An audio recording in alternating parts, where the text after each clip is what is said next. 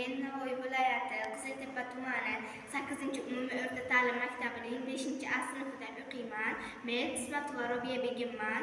Men darsdan bo'sh vaqtlarimda Barkamol avlod bolalar maktabidagi floristika va fauna to'garagiga qatnashaman. Shu paytgacha men o'rganib kelganlarim turli xildagi gafri qog'ozlarda atirgul va lolalar yasaganman. Bugungi navbat atirgul yasashga.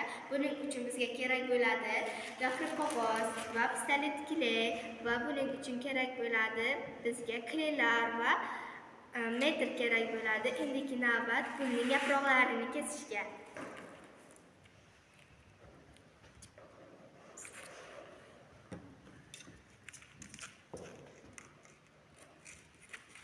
Mana uzun tasmamizni kesib olamiz. Kesib olgan tasmamizdan atirgul yaproqlarini kesib olamiz. Atirgul yaproqlari mana shu tarzda kesib olinadi. Atirgul yaproqlarini yopishtirib olamiz.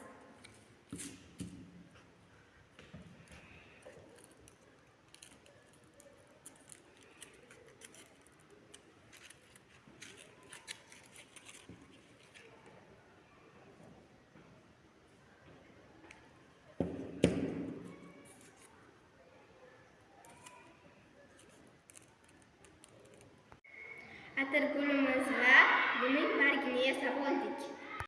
Endigi navbat gul tuvagimizga gullarni joylashtirib chiqamiz.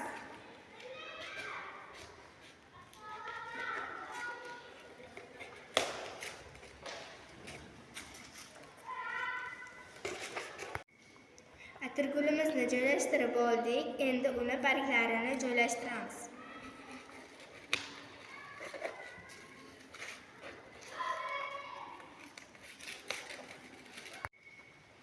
Mana atirgullarimiz ham tayyor bo'ldi.